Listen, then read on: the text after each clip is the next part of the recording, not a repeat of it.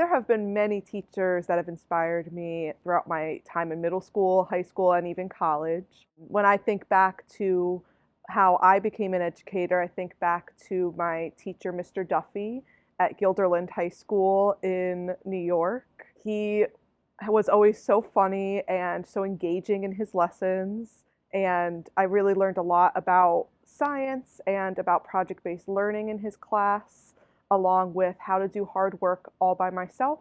One thing that I remember most about him is his little menus he would give out at the beginning of every quarter.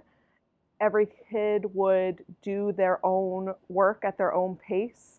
And I loved that because it made science and learning a lot more fun and less pressure for deadlines.